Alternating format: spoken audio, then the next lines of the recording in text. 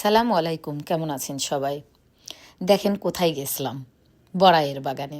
আমার বাড়ির পাশেই বড়াইয়ের বাগান, বিশাল বড়। সেই বড়াইয়ের বাগানে গেছিলাম আপনাদের বড়াই দেখাবো বলে। আল্লাহর নাকি সৃষ্টির সেরা জীব মানুষ।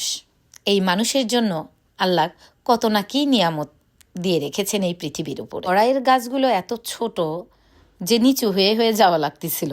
ওই যে দেখেন একদল নিচু হয়ে হয়ে যাচ্ছে। তবে যেতে ধরে ভালোই অভিজ্ঞতা হলো।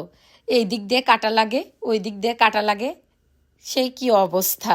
বড়াইগুলো দেখতে যেরকম সুন্দর, সেরকম খেতেও সুস্বাদু, সেই মিষ্টি। এই যে বড়াইয়ের বাগানের মালি করার জন্য প্রস্তুতি নিচ্ছে।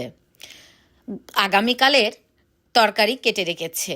এই যে তরকারি রান্না করবে, আর রাতের জন্য খিচুড়ি রান্না করবে।